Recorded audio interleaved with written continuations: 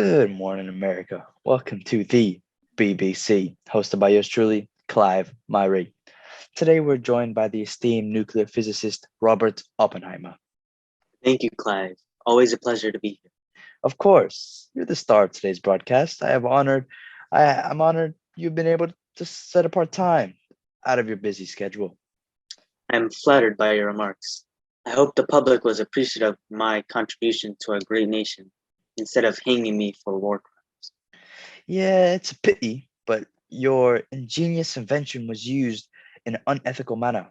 I mean, you're such a gentleman and don't deserve all this ridicule. So, where in Germany are you from, and what is your defection story? It is derogatory to assume I was a Kraut by my surname. I was actually born in New York in 1904. My father came to this country at the age of 17 from Germany, yes, but I am American due to anti-Semitic persecution. Apologies for the offense, I was not aware. So, when did you die? Me, die, I'm immortal, but I did fake my death because people were always telling me, relating me to Satan due to me fathering the atomic bomb. But yes, supposedly I died on February 18th, 1967, age 62, in Princeton, New Jersey. Are you in any relationships? Yes, the love of my life, Catherine Cooney, though I called her Kitty. And you have a brother, don't you? Oh yeah, dear old Frank. We don't talk about him because I was clearly the superior physicist, but he discovered a better way for uranium enrichment. Oh, that subject. What are you known for? Well, of course, the Manhattan Project for once, and the creation of the little boy and the fat man. So, where did you conduct your research that resulted in these miraculous weapons that could destroy a city? Although I conducted research for the University of California, Berkeley, and California Institute of Technology, it was Los Alamos Laboratory where we made the dream of atomic weapons reality. So, on the topic of these universities, where did you study and what was your field? Well, mainly Cambridge and Harvard in the field of theoretical physics, which I later became well known for. What were some of the discoveries you had? My main focus was turning Albert Einstein's theories into reality.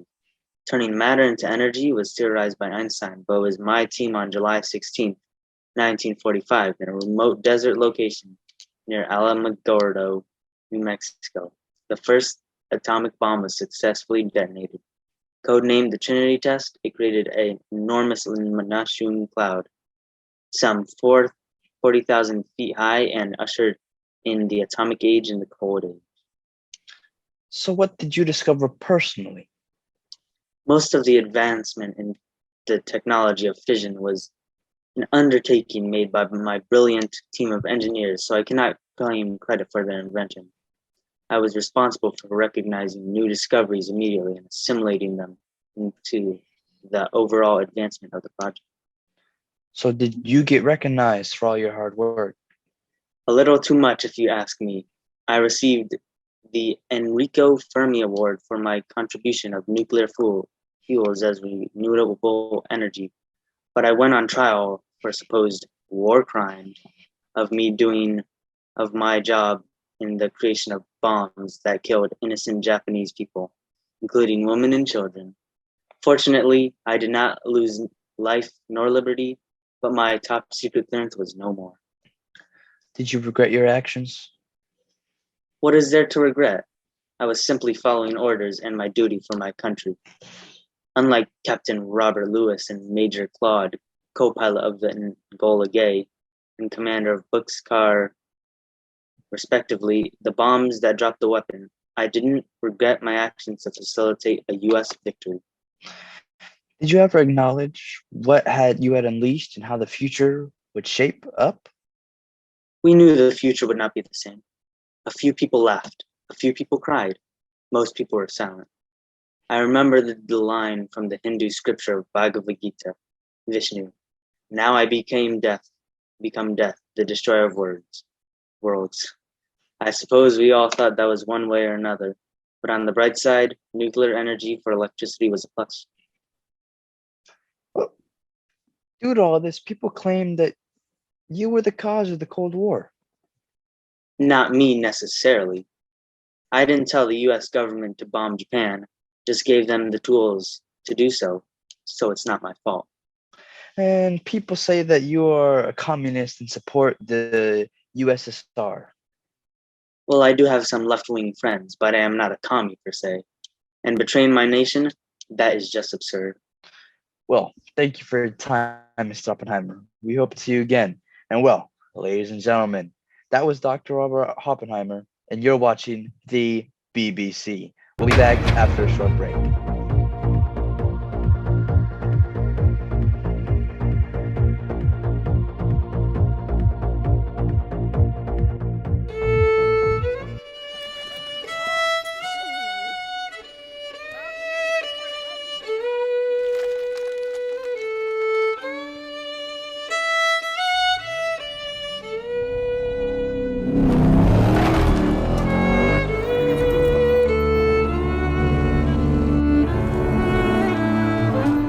Here are a couple things America got right: cars and freedom.